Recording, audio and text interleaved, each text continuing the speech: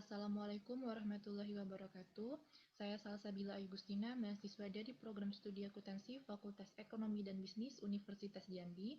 Video ini saya buat bertujuan untuk memenuhi tugas mata kuliah Akuntansi Keperilakuan dengan dosen pengampu Bapak Dr. Wirmi Eka Putra, SE MSI CIKNR CSRS.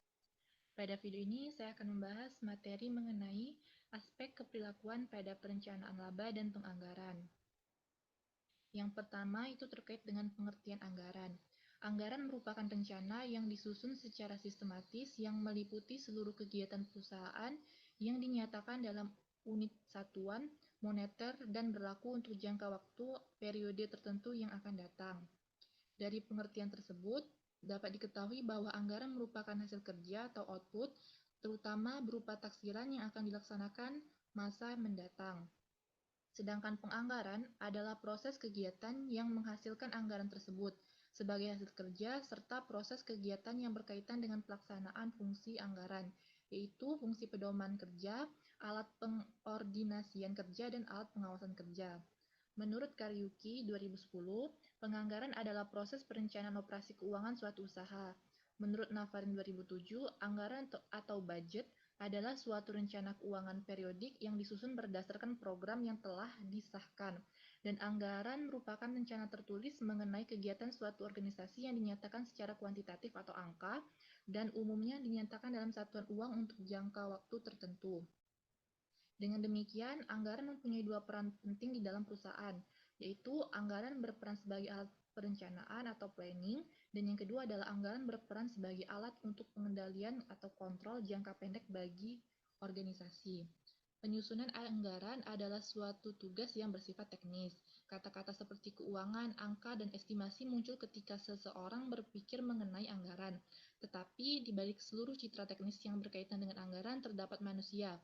Manusialah yang menyusun anggaran dan manusia juga yang harus hidup dengan anggaran tersebut.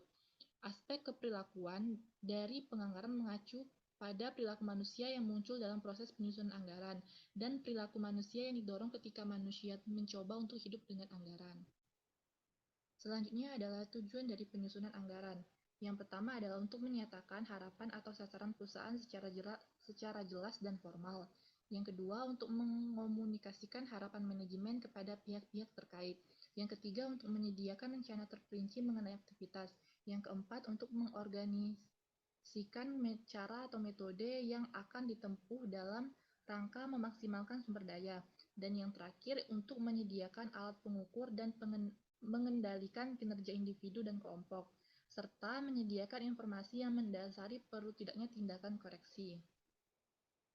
Selanjutnya adalah model penyusunan anggaran.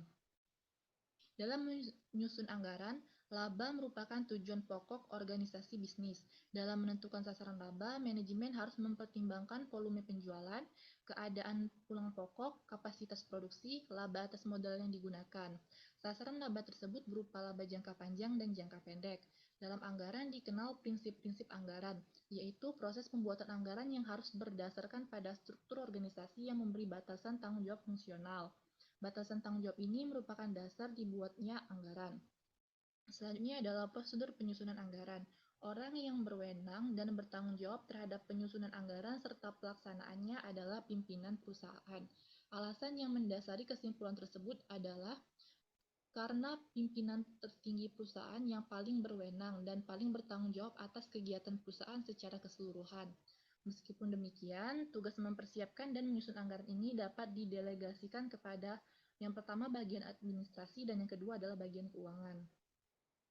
Selanjutnya adalah berbagai fungsi dari perencanaan laba dan anggaran.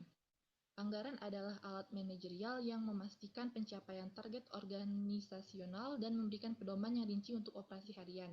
Berikut ada beberapa fungsi anggaran. 1. Anggaran merupakan hasil akhir dari proses perencanaan perusahaan. Kedua, anggaran merupakan cetak biru perusahaan untuk bertindak, yang mencerminkan prioritas manajemen dalam alokasi sumber daya organisasi. Ketiga, anggaran bertindak sebagai suatu alat komunikasi internal yang menghubungkan beragam departemen atau divisi organisasi antara yang satu dengan yang lainnya, dan dengan manajemen puncak. 4. Dengan menetapkan tujuan dalam kriteria kinerja yang dapat diukur, anggaran berfungsi sebagai standar terhadap mana hasil operasi aktual dapat dibandingkan. Kelima, anggaran berfungsi sebagai alat pengendalian yang memungkinkan manajemen untuk menemukan bidang-bidang yang menjadi kekuatan atau kelemahan perusahaan. Dan yang keenam, anggaran mencoba untuk memengaruhi dan memotivasi baik manajer maupun karyawan untuk terus bertindak dengan cara yang konsisten, dengan operasi yang efektif dan efisien serta selaras dengan tujuan organisasi. Selanjutnya adalah pandangan perilaku terhadap proses penyusunan anggaran. Yang pertama ada tahap penetapan tujuan. Aktivitas perencanaan dimulai dengan menerjemahkan tujuan organisasi yang luas ke dalam tujuan-tujuan aktivitas yang khusus. Konsep utama perilaku yang berpengaruh terhadap tahapan ini adalah proses perencanaan meliputi partisipasi, kesesuaian tujuan, dan komitmen. Yang kedua ada tahap implementasi. Pada tahap ini, rencana formal tersebut digunakan untuk mengomunikasikan tujuan dan strategi organisasi, serta untuk memotivasi orang secara positif dalam organisasi.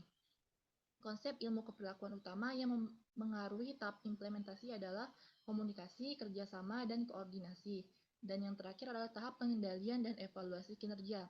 Setelah anggaran diimplementasikan, maka anggaran tersebut berfungsi sebagai elemen kunci dalam sistem pengendalian. Anggaran menjadi tolak ukur terhadap mana kinerja aktual dibandingkan dan berfungsi sebagai suatu dasar untuk melakukan manajemen berdasarkan pengecualian. Beberapa konsekuensi keperilakuan yang mungkin muncul meliputi tekanan, motivasi, aspirasi, dan kegelisahan. Selanjutnya adalah untuk menyusun suatu anggaran atau rencana laba, terdapat langkah-langkah tertentu yang perlu diambil, yaitu yang satu. Pertama, manajemen puncak harus memutuskan apa yang menjadi tujuan jangka pendek perusahaan dan strategi mana yang digunakan untuk mencapainya. Kedua, tujuan harus ditetapkan dan sumber daya dialokasikan. Ketiga, suatu anggaran atau rencana laba yang komprehensif harus disusun, kemudian disetujui oleh manajemen puncak. Dan yang keempat, anggaran digunakan untuk mengendalikan biaya dan menentukan bidang-bidang masalah dalam organisasi tersebut dengan membandingkan hasil kinerja aktual dengan tujuan yang telah dianggarkan secara periodik. Selanjutnya adalah konsekuensi disfungsional dari proses penyusunan anggaran.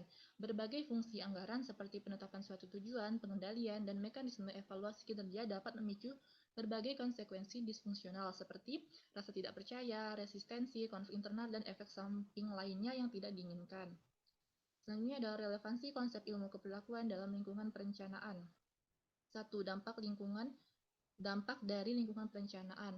Lingkungan kerja atau budaya organisasi memengaruhi perilaku dan oleh karena itu juga memengaruhi proses perencanaan. Dengan demikian, dalam satu lingkungan, tindakan tertentu oleh manajemen puncak dapat mendorong perilaku dan hasil anggaran yang menguntungkan, sementara tindakan yang sama di lingkungan yang berbeda dapat mendorong perilaku yang tidak diinginkan dan hasil anggaran yang disfungsional. Kedua, ukuran dan struktur organisasi.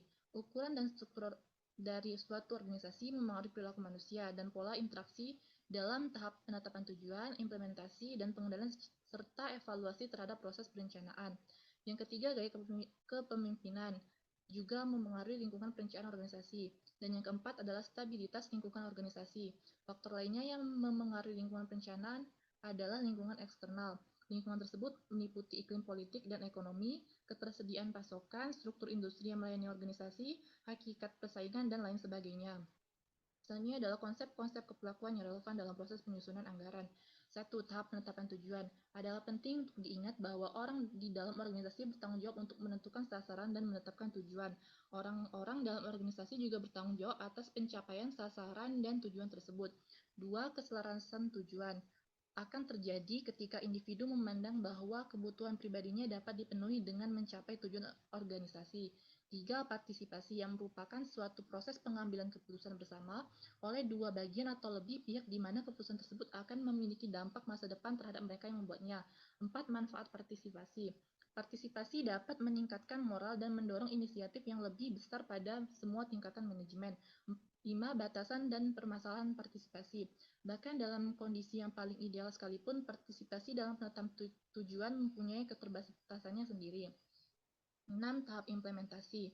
Anggaran tersebut kemudian diimplementasikan melalui komunikasi kepada karyawan kunci dalam organisasi. Hal ini menginformasikan kepada mereka mengenai harapan manajemen, alokasi sumber daya, kuota produksi, dan tenggang waktu. 7.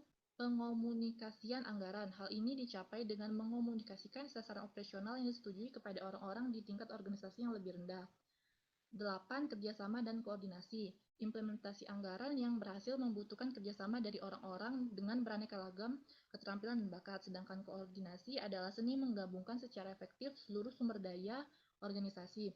9. Tahap pengendalian dan evaluasi kinerja. Dalam tahap ini, kinerja aktual dibandingkan dengan standar yang dianggarkan guna menentukan bidang-bidang permasalahan dalam organisasi tersebut dan menyarankan tindakan yang sesuai untuk memperbaiki kinerja yang di bawah standar. Dan yang terakhir adalah laporan-laporan kinerja. Untuk mempertahankan kendali atas biaya dan untuk menjaga agar karyawan termotivasi ke arah pencapaian sasaran, laporan kinerja sebaiknya disusun dan didistribusikan paling tidak secara bulanan. Baiklah, materi dari saya hanya itu saja. Mohon maaf jika terdapat kesalahan. Terima kasih. Saya akhiri. Wassalamualaikum warahmatullahi wabarakatuh.